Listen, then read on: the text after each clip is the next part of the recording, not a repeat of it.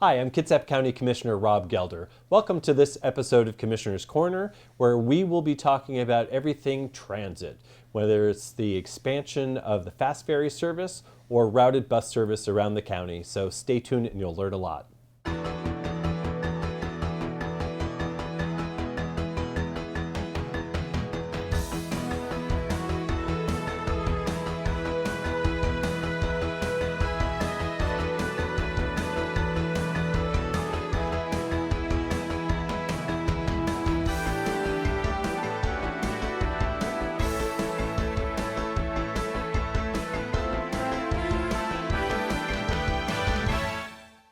Welcome back to this episode of Commissioner's Corner. Joining me now is John Clauson, Executive Director for Kitsap Transit.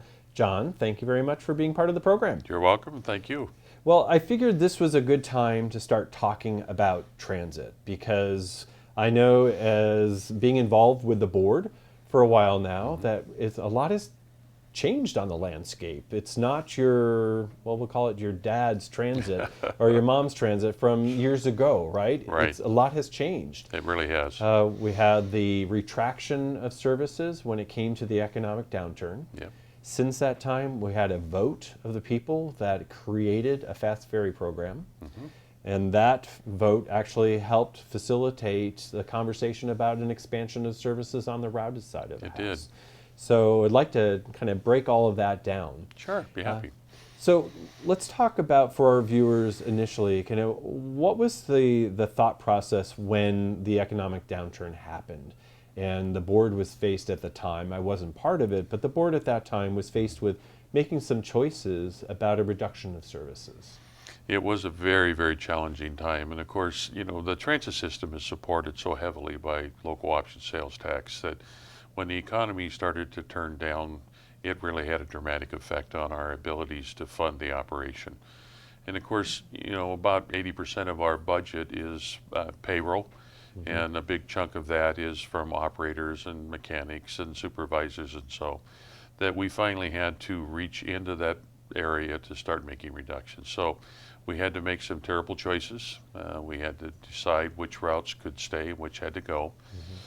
One of the major impacts was the complete elimination of Sunday service, which we certainly recognize that was a major impact to our community, but it was an operation that cost an awful lot and really was utilized by so few number of people that we felt at the time that that would be a reduction that would have, relatively speaking, the least amount of impact on the community. So things like that, we had to increase the fares overnight. It was a painful time in our operation. And then early on there, I know that there's always this corollary between gas prices at the pump and ridership, and you have all of these compounding factors that come to play, because there was a while there in the early part of the downturn, I think, that the gas prices were getting near $4 per gallon, and that basically kind of shifted a lot of demand over to the transit system. And that's what made it even more difficult, because when the gas prices go up, so does the fuel prices. And you know, we were burning around 750,000 gallons of fuel a year, so you can imagine what even a 10-cent a gallon increase would do to our budget, which reduced our ability to respond to that increasing demand. So it was a double level of frustration for us that, you know, our budget was impacted negatively while people were asking for us to do more service, and we weren't able to respond. So let's, you know, wind the clock a little bit forward to 2016. There was a measure before the voters of Kitsap County to establish a ferry service, a fast ferry service for Kitsap County, providing those connections between Kitsap County and Seattle specifically. That also has a sales tax component to it. It added another 0.3% to our sales tax here. And we've had some, you know, learnings along the way. So tell us a little bit about, we started off first in Bremerton. So how did that go? Well, to start with, it was challenging. Essentially, if you step back and look at it, it's like starting up a whole brand new agency. It was so dramatically different than running buses up and down the road that we now have to start dealing with all these other governmental agencies like the Coast Guard and so on. And just the operation of vessels is significantly different than the operation of a bus. We had only one vessel, and although I was quick to tell the community many, many times that it's a piece of equipment, it's going to break, and we considered our spare vessel being Washington State ferries. We paralleled their route. It was just taking people longer, but no one would be stranded. But it was still extremely frustrating when the vessel broke down and we couldn't offer the service. And, you know, it was frustrating not only for our riders, but for us as well. Fortunately, we hired a great staff of maintenance personnel that were able to eventually zero in on what was causing the problems. We were able to make those repairs, and since then, the boat has been extremely reliable, and the crews have been doing a fantastic job of keeping that boat up and operating. So it was a bit bumpy to begin with, but we were able to get things worked out, and now, fortunately, it's performing quite well. Excellent, because one thing I would encourage folks to do, if you go to kitsaptransit.com, you can actually look at the on-time performance or the service metrics specifically for the ferry program, which is pretty interesting because you get to see that transition from those mechanical kind of setbacks and now on-time performance and the sailings. Any cancellation has been very minimized other than weather. It has. And you know, the other thing at that website, and I'm glad you mentioned that, people can also go and look at the very specific sailings, and we post the ridership on those particular trips. So you could look at, say, the 6 a.m. sailings, and you can see what the average occupancy of the vessel is on that particular sailing, whether it's a trip from Bremerton to Seattle or vice versa, a trip from Seattle coming back to Bremerton. So we're trying to provide as much of that information out to the community and be as transparent as we can. So if someone has flexibility in when they're going to Seattle, they can look at where there's excess capacity and sort of make that Or if decision. they just want to see how's their investment doing in this program, and they can see what kind of ridership the community has been actually using the vessel. And so in the Rich Passage program is very different because of the wake issues. Correct. And so therefore it's a smaller vessel with a limited number of passengers. Correct. And the agency has utilized reservations to make sure, as a tool basically to manage the demand for that service. So I'm going to take us maybe another year and a half later, which brings us to current day. Yes. Which is kind of fun. We just had the celebration for the launch of the new service from Kingston to Seattle with the MV Finest. Pretty exciting time. It is. And I think that there's different changes. I mean, we're starting off in the winter, and so we'll have sort of the winter schedule to begin with. And for all intents and purposes, will be similar experience for anyone going from Bremerton to Seattle. It's 6 round trips per day. Exactly. 3 round trips in the morning, 3 round trips in the evening, primarily tuned around the commute period. So folks that live here and work in Seattle will be able to utilize now both routes. And so tell us a little bit more about, so it's a different vessel. It's much larger. Capacity right now operationally is 250. And so reservations or no? No. No. No, one of the reasons that we have reservation in Bremerton was specifically because of the size of the vessel. We knew the demand was going to be much greater than what the vessel could handle, so we were wanting to make sure that a portion of the vessel was kept open for just the folks that want to come down and ride it occasionally. So that's why 75% of the vessel is in the reserve category, and we kept 25% of it available for just folks that want to walk down. We had to do that because of the vessel limitations, but in Kingston, because we have a vessel, we don't have the wake issue that we need to worry about. We don't think that there's really going to be a need for reservations, so folks will be able to just walk down and take the boat whenever they want. So in another distinction for the Kingston service is the fact that, yes, there is a Washington State ferry that serves Kingston, but it goes to Edmonds and not Seattle. So When we talk about that backup, what's the plan for backup service for Kingston? Well, that was a unique aspect of it, unlike Bremerton. So we did go out and we've leased a vessel. So we've got a vessel that's tied up at the dock, ready to jump into service whenever we need it. So that in the event that we do have a challenge with the finance, and we will, it's a piece of machinery, it's going to break occasionally. We do have a backup right there. So the delay will be whatever it takes to run over to the next vessel and fire it up and get it ready to go and get into the schedule. So we're happy and more comfortable knowing that we've got a spare vessel for that particular route, so it's going to be much easier. Is the capacity the same? No, the capacity is a little bit smaller, but you got to remember when we did our initial business plan and we looked at the ridership demand that was projected for Kingston, we actually figured that a 150 passenger boat would be more than enough capacity for a good number of years. So I think the backup vessel is larger than 150. In fact, I know it's larger than 150, but it's not the same size as the finest. So the Kitsap Transit Board moved forward with awarding a bid for a design build for the what will become sort of the standard vessel. Correct. For not only the Kingston route, but also Southworth Right. in the future. So what is the size capacity or the passenger capacity for the future vessel? The new vessels are going to be in the 250 passenger capacity, so it's going to give us plenty of capacity for the future.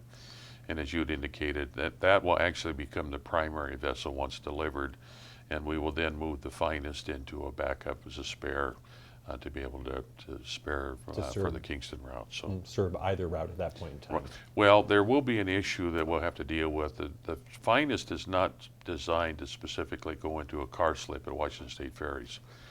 And in Southworth, we're only going to be able to use a vessel that can do the car slip. So we'll have to do a bit of boat shuffling, if you will, but nothing like what the community's experienced in other routes. Sure.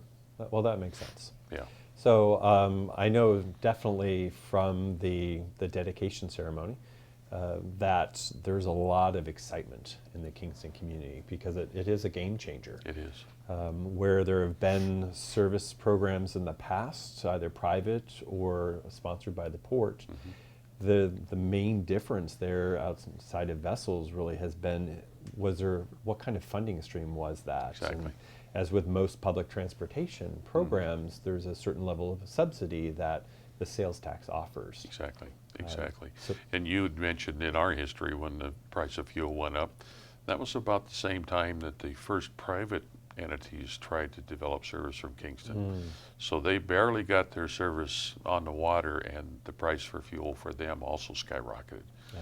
And that's what put it just over, it was a startup, and then their fuel prices went up extremely high, and they just couldn't make a financial run at it. So that's what caused one of the first attempts. And then, as you mentioned, with the Port of Kingston and not having a dedicated funding source, that was the real challenge there. And I think any startup, it's all about how do you have that capacity to fund the startup phase, which before you get your ridership there. And for any new program or service, it seems to me that it's really tied to people already have a way of commuting, and so we're asking them to change. And change is never easy necessarily, but having that ability to have a funding mechanism to support that so it's reliable and consistent and such that people will make that shift. Exactly. You have to prove yourself, especially the commuters. They don't want to jeopardize their employment over maybe this is going to work and maybe it's not. So similarly to what we do when we start a brand new bus route, we generally don't pay attention to its performance for at least 6 months because it takes a while for the operation, that people can see it, they can determine that, gee, this is happening every day, maybe I'll give it a try. So we really, our expectation for ridership at Kingston is when we first start, there's a bit of a novelty. The ridership will be higher than normal. We do expect to see a drop in that ridership, and then we're going to see just this gradual increase in ridership as time goes on. And one of the things I know has kind of been somewhat of not a policy per se, but more of a tradition with starting new service. I know the board has been supportive of offering free fares for Correct. a while, and For anybody who's interested in checking out the MV Finest, December is may kind of skew our ridership numbers, but it's a great opportunity to be able to ride that service for free through the end of the year, which is pretty Well, fun. and there's some other factors that I'm not sure if you've heard about the work that's going to go on to the Agapass Bridge here in December. Right.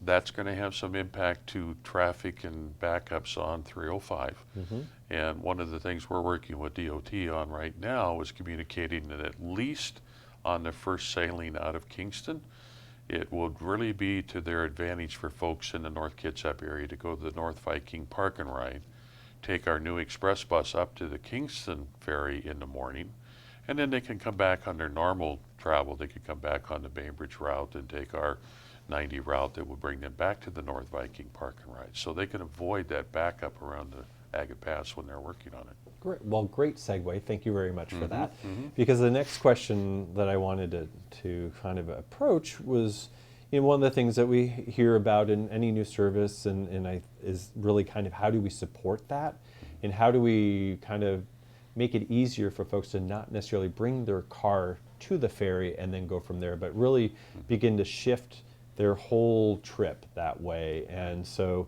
supporting the park and rides, the additional bus service. And so we have new lines coming, I think, from Paulsbo, you mentioned, Yes. but also from Suquamish and Yes. the casino park and ride there. Mm-hmm. Yeah, and that is specifically designed for people that want to take advantage of the Fast Ferry out of Kingston. Those buses will originate either at the North Viking Park and Ride there in Paulsbo. Mm-hmm. It's pretty much going to express up Bond Road, and they'll stop at the George's Corner Park and Ride as it goes into Kingston, and then Mm-hmm. it's going to take folks down to the ferry. The second route will originate, as you had indicated, at the Clearwater Casino Park and Ride, and then go up through Suquamish and Indianola and pick up folks there and take them directly up. It'll stop at our park and ride at the Bayside Church as well, Mm-hmm. and take folks directly to the ferry. So we're really trying to encourage people to don't drive, just take the bus. In addition, we're going to be putting what we call demand responsive service in place to support the ferry, where folks in the greater North Kitsap area can call us, just tell us what ferry they would like to be on and Mm-hmm. where they live, and we'll schedule a pickup as close to their house as we can possibly get and take them to that ferry. So really, there's so many opportunities to take a bus to the ferry that there really shouldn't be a real need for you to get in your car, and that's what we're striving for. Well, I know I love it. So I use the North Viking Transit Center with some regularity, leave my car there and leave the headaches of traffic to somebody else, which is kind of nice to catch up on email and whatever else someone might want to do with their time. Exactly. Well, let's kind of shift a little bit again. We talk about new service that's supporting the Kingston ferry service. But one of the things that folks may not understand was that when the vote took place to establish the Fast Ferry program, that freed up some capacity on the routed side of the house, Right. where we have for many years treated the foot ferry from Bremerton, or between Bremerton and Port Orchard, kind of like another routed service. Exactly. And funded it that way. What that has allowed us to do is to sort of pull those funds back from that service, include them into the ferry program, but be able to say, okay, well, what do we do with that? How do we approach the service and potentially consider expansion? And I know that we talked a little bit about what sort of the retraction that took place Right. during the recession, but this kind of opens up a new door, and one where after a fair number of years, the agency's been able to look at what routed service there is and how to potentially improve that. Can you tell us a little bit about that? Well, as you mentioned, the change with the Fast Ferry program freed up funding that allowed us to start thinking about expanded bus service. We were contributing approximately $1.5 million a year to the operation of the foot ferries, which is a fair amount of bus service. So we then wanted to take a look at not only where should we be expanding, but let's take a look at our base and to make sure that what we're currently operating is what the community needs us to do. So we actually were able to bring in an internationally known and very well respected consultant firm to bring in some fresh set of eyes and take a look at what we're currently doing to see if there is a better way to serve the community. Sure. And as you know, we've spent the last couple years working with the community, working with our own internal operators and so on, looking at the data of performance of each one of those routes on every single trip to come up with the recommendations, and we're now coming to the point where we're ready to start implementing it. The other big thing was, again, in the expansion of service, what I felt was very important was that we needed to get a consensus from the community, because we talked to the community an awful lot, and really there was two different opinions of what we were hearing, what we could do with that funding. There was one group of folks, primarily our existing riders, that really wanted us to bring back Sunday service. That in itself would have consumed pretty much all of the monies that we had for expanded service. Right. The other thing that we've heard a fair amount from the community was that we need more frequent service and later evening and earlier service. So we tasked our consultant with work with the community and see if you could come up with a consensus.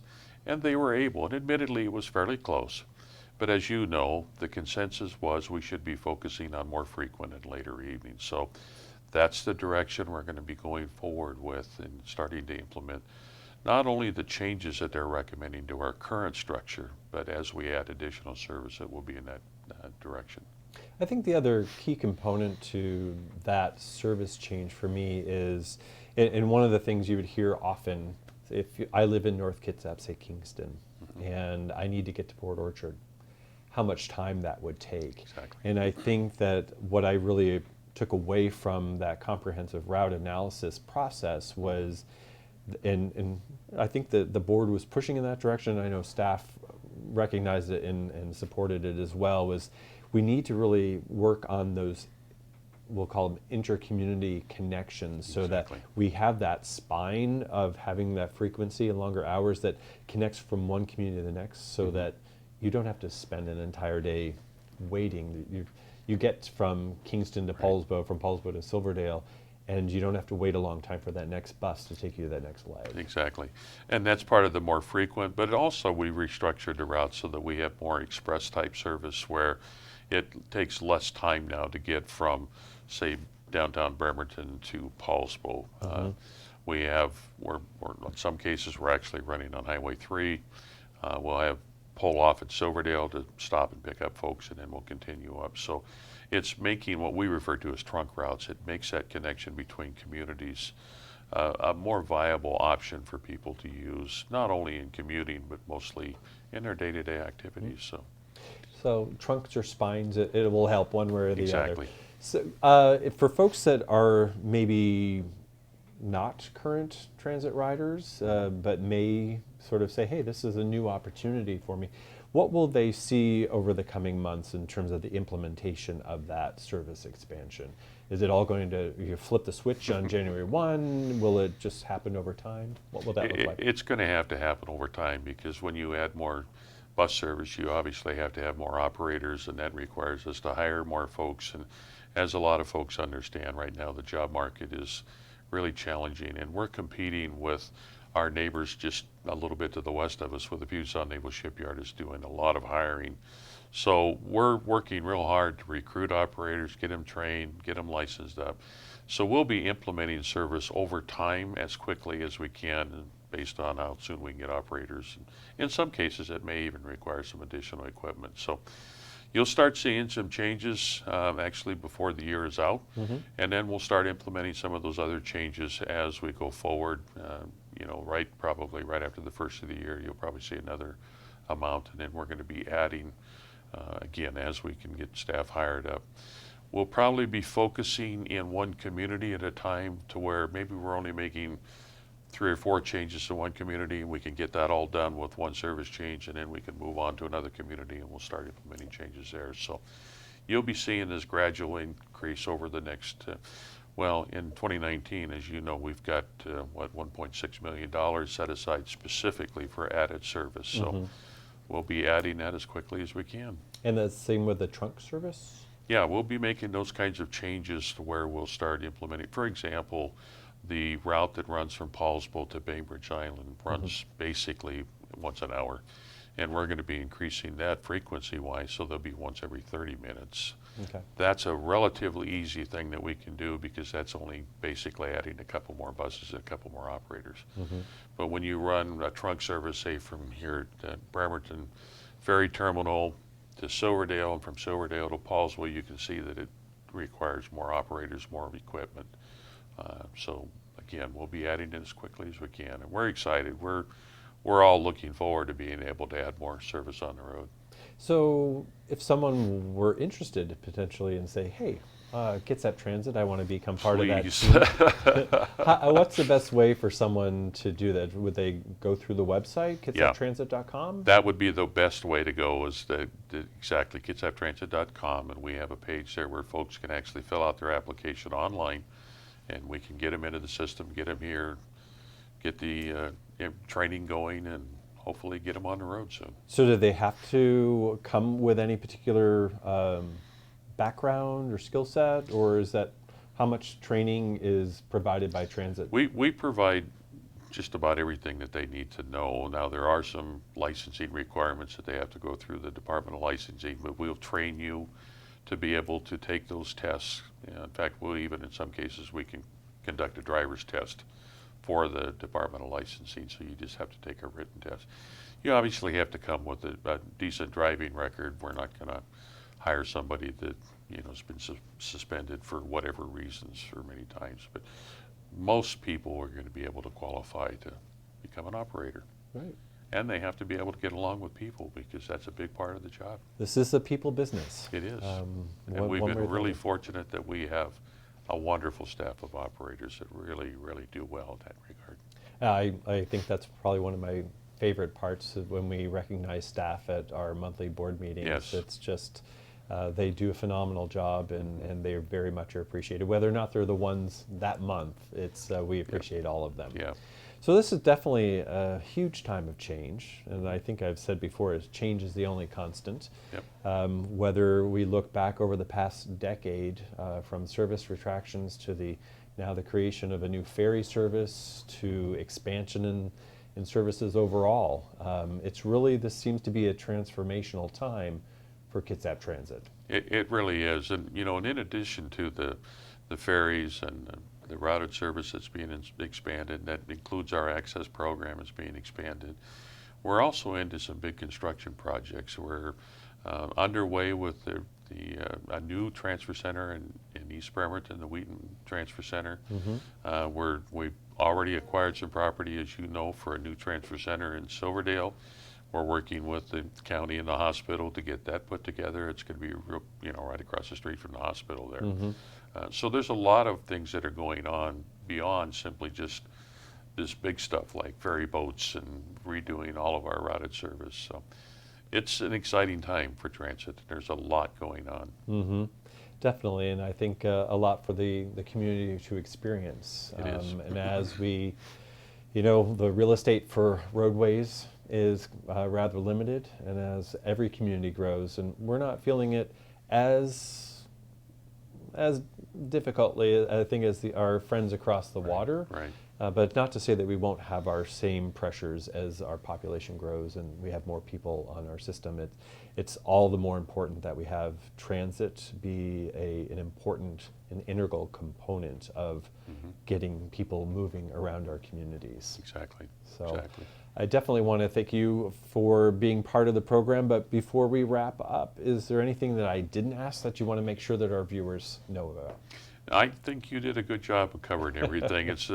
I think there's an advantage to being the chairman of our board, so thank you very much. Well, it's been my pleasure and honor. So thank you so much for being part of the program today. I hope that everyone watching has learned a little bit, and obviously with any time that you want to learn more, the best thing is to go to that website, kitsaptransit.com, which we'll have the link at the end of the program for you. But check it out, because they have the whole route map. Whether you don't necessarily have to do paper routes anymore, but they're always good to have those schedules. But you can do some trip planning. You can see how you get from point A to point B and what works in your time, your schedule, and your day. So thanks so much for your tuning in today, and we'll see you next time.